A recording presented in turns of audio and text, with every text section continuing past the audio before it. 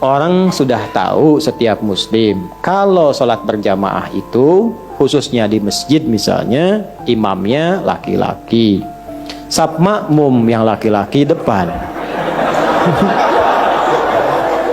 Kenapa ketawa? Perempuan di belakang. Sebaik-baik safnya tuh di belakang, belakang pun ditata lagi. Udah ada bagiannya. Jadi kalau pengen saf pertama perempuan, di saf perempuan, di belakang laki-laki. Ya, itu yang sehat. Nah, dan itu yang benar. Karena yang ngajarkan Nabi. Kan nggak mungkin melampaui Nabi. Nabi kan yang nyuruh. Bukan cuma disampaikan, sampai dipraktekkan, diukur oleh Nabi. Digaris begini, diatur. Abu Bakar sini, Utsman sini, Umar sini, baris semua. Sampai masing-masing punya hobi. Ada yang pojok kanan, ada zaman Nabi itu. Ada pojok kanan, saf depan ada. Dan itu ditunggu oleh Nabi, karena Nabi tahu. Nabi tahu, itu ketahuannya saat meninggal. Karena Nabi komen, nungguin, mana si fulan yang biasanya pojok kanan ini? Dilihat nggak ada. Ditunggu itu. Karena sudah waktu mau habis, maka dilakukan sholat. Lalu dicari ke rumahnya. Ini kisah nyata. Jadi kalau kita sambil belajar sirah, enak dapatnya. Begitu dicari, jauh juga rumahnya nih. Itu sahabat yang komen, kan Nabi biasa aja.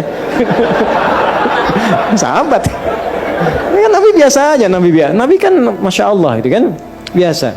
Kadang-kadang begitu, gurunya biasa, muridnya yang komen kan. Nyampe ke rumah ketemu istrinya. Ya Rasulullah, ditunjukkan kan, istrinya datang keluar. Ya Rasulullah, si fulan meninggal, singkatnya demikian.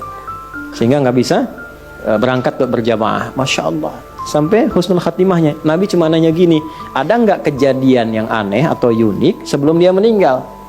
Tuh, namanya Nabi kan? Nggak ada ya Rasulullah. Cuma dia berkata begini, ya Allah, kenapa nggak lebih jauh lagi, katanya. Apalagi, ya Allah, kenapa bukan yang baru? Sahabat bingung. Nabi menerangkan, baiklah, tahukah engkau ketika dia mengatakan, ya Allah, kenapa nggak lebih jauh lagi? Karena saat itu ditampakkan dalam sakaratul mautnya pahala dia yang berangkat ke masjid itu. Tampakkan.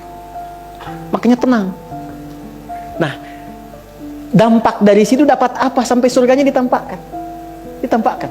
Itulah panggilan yang membuat seseorang tenang saat sakaratul maut. Tenang, enak. Gitu. Ada yang sedang sholawat meninggal. Kemarin ke Rifki itu. Ada yang di Saudi sedang ceramah begini, menyebut la ilaha illallah, meninggal. Ada yang sedang sholat, tapi tenang, enak mereka itu. Kenapa? Karena ditampakkan kebaikannya dan sesuai kebiasaannya. Itu yang dimaksud Quran surah ke-89 ayat 27 sampai 30. Ya ayyatuhan nafsul mutmainnah. Kenapa mutmainnah? Irji'i ila rabbika radiyatan mardiyah. Kenapa radiyatan mardiyah? Fadkhuli fi wadkhuli jannati. Nah, jannati itu ditampakkan. Sehingga dampak dari kegiatan kita itu ditampakkan hasilnya. Senang kita. Dalam senang itulah diambil nyawanya. Sehingga itu yang dimaksudkan lembut, tak terasa, enak pulang. Pulang tuh enak sebetulnya. Yang nggak enak pulang tuh yang nggak punya bekal. Kan kalau mudik enak kan? Yang nggak enak mudik tuh yang nggak punya bekal. Harusnya pulang itu enak. Tenang, pulang. Maka ditampakkan. Dan dia berkata dalam sakaratul maut, ya Allah, kenapa nggak lebih jauh lagi? Karena dia yakin kalau makin jauh makin banyak pahalanya. Antum datang ke sini yang dikira yang dekat saja. Lihatlah kita yang jauh-jauh. Kalau ikhlas karena Allah itu dinilai, teman-teman. Nanti waktu membuktikan. Ada saatnya nanti Allah tampakkan apa yang kita ingin dapatkan itu. Ada saatnya. Nggak sia-sia. Ya.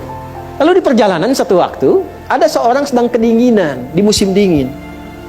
Nah, beliau ini memakai pakaian double. Yang baru yang di dalam, yang luar itu yang lama. Dibuka yang lama, yang luarnya dipakaikan ke situ. Maka ditampakkan bagian pahala kebaikannya. Maka keluar di lisannya, ya Allah, kenapa yang nggak baru saja ya? Menyesali dirinya, padahal menyesal dalam kebaikan. Kenapa yang nggak yang baru saja? Keluar itu. Maka itu tanda dari husnul khatimah.